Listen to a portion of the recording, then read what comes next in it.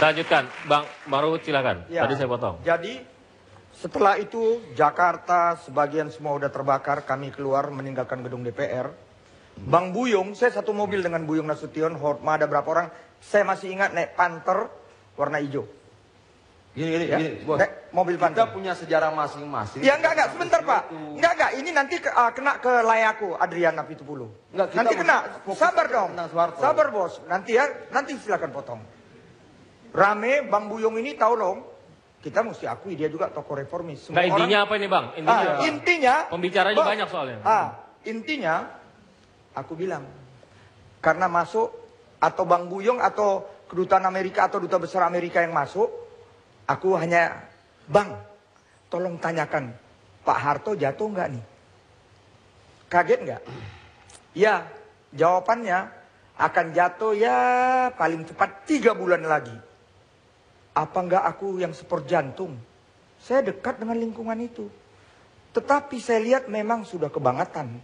Kan itu. Dan paling cepat 3 bulan. Dia pulang dari Kairo. Apa yang terjadi? 3 hari dia mengundurkan diri. Adrian dan kawan-kawan, abang aku semua aku hormati. Tokoh reformis dan yang lain-lain. Tetapi Pak Harto mundur. Karena kecewa dengan ada sekitar 11 menterinya mundur. Meninggalkan dia. Dan di sini yang saya sangat angkat topi dengan Pak Harto. Kebayang kalau dia mau ngotot. Apa yang terjadi? Pertumpahan darah di negara. Saya harus berikan kepada Terima Adrian. kasih. Silakan. Enggak, maksudnya gini loh, kita ini cerita tentang Soeharto dulu, bukan soal jasa di reformasi. Kenapa? Soeharto juga di ujung dia kejatuh, dia sempat membuat dewan yang pakai nama reformasi, Dewan Reformasi. Ya. Jadi kalau dibilang semua berpartisipasi dan berkontribusi pada reformasi hanya karena ada kata reformasi, Soeharto juga bikin Dewan Reformasi. Komite. Iya, komite reformasi waktu itu. Nah, semua juga di kita nih ada pemahaman begini, kalau kita demonstrasi 100 orang dipukulin. Kalau kita demonstrasinya 10.000 orang dibiarin. Kalau sudah 30.000 orang yang anti kita pun akan ikut kita. Tapi ya saya pikir Bang Ruhut ini masuk yang ikut di 30.000, 40.000 itu. Nah, tapi saya pikir kita tidak bicara di situ. Kita bicara soal Soeharto. Soeharto pertama, saya pengen sampaikan di sini. Bagaimanalah kita melihat kualitas kekejaman seseorang. Ketika proklamatornya sendiri, proklamator Republik Indonesia ini, Soekarno, dia sakit, dirawat, dan dokter yang disuruh merawat oleh Soeharto ternyata bukan dokter manusia tapi dokter hewan. Enggak, ini kualitas kekejamannya seperti apa orang seperti ini? Kualitasnya seperti apa? Proklamator, selama Indonesia ada, proklamator tetap cuman itu. Presiden kita boleh ganti-ganti. Ketika proklamator kita sakit, Soekarno, dia dirawat di Wisma Yaso, ya. Di Wisma Yaso, yang dikirimkan Soeharto siapa? Dokter hewan.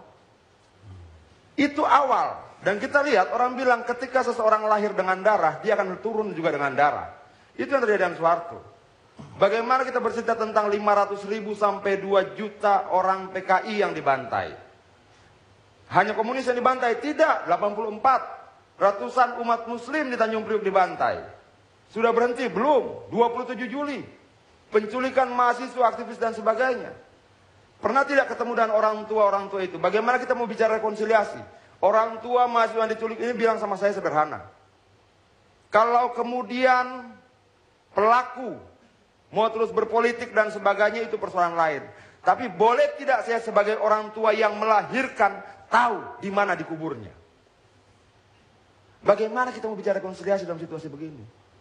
Kalau kita bicara soal rekonsiliasi versi Afrika Selatan, versi Nelson Mandela, dia bilang forgive but not forgot. Maafkan tapi tidak lupakan. Tapi dibangun di atas syarat-syarat. Pertama, pengakuan. Di mana orang-orang itu dikuburkan? Di lautkah? Dibakarkah? Atau ditanam?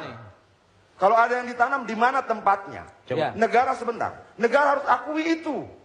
Kemudian pertanggungjawaban. Ada sekian banyak perempuan-perempuan yang kemudian menjadi pelacur karena bapak ibunya dibantai tahun 65. Siapa yang bertanggung jawab terhadap itu? Dan itu tanggung jawab Soeharto semua. Iya dong. Iya. Sebagai representasi negara. Silakan. Oke, silakan. Begini. Kalau kita bicara sejarah, dan kita harus jujur dan adil kepada sejarah juga. Kalau kita melihat misalnya peristiwa yang berdarah itu banyak sekali. Sebelum 65 pun sudah ada yang namanya peristiwa 48. Itu juga ribuan orang dibantai. Justru kaum Nahdien oleh PKI ketika itu. Kalau kita melihat jasa seorang Soeharto, saya kira jasanya banyak. Misalnya ketika kita di dalam satu situasi agresi militer kedua oleh Belanda, 19 Desember tahun 48, di PBB kita dinyatakan sudah tidak ada lagi. Soekarno-Hatta sudah ditangkap, ibu kota sudah dikuasai, Indonesia sudah tidak ada. Cease to exist, sudah tidak ada. Nah, Pak Harto ketika itu, ya bersama dengan Bambang Sugeng, tentu saja ada Sri Sultan, itu memimpin satu operasi 6 jam di Jogja. Dan itu saya kira satu operasi yang sangat penting, karena ini yang dijadikan oleh LN Palar ketika itu, pada sidang PBB tanggal 10 sampai 23 Maret tahun 49, untuk mengatakan bahwa Indonesia masih ada. Makanya jangan itu, kebanyakan nonton film Janur Kuning, Bo. Bukan. Kenapa? Bukan Janur Kuning. Kenapa? Karena yang menggagas serangan umum 6 jam di Jogja itu Sultan Hamengkubuwono. Itu ada 3 versi.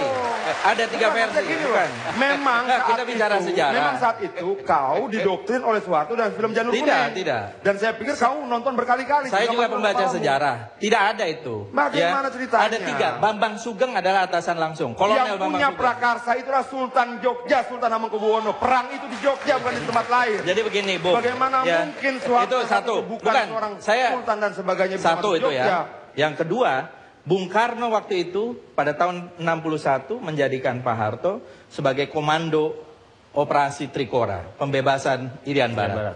Dan tahun 63 berhasil. Dan mendapatkan satu penghargaan dari Bung Karno sendiri.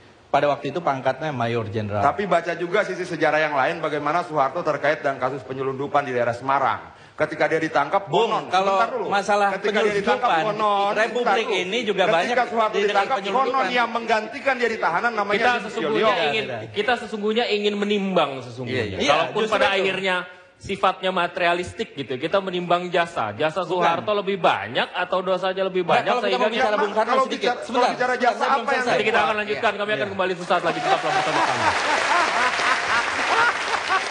Bicara bacaan sejarahnya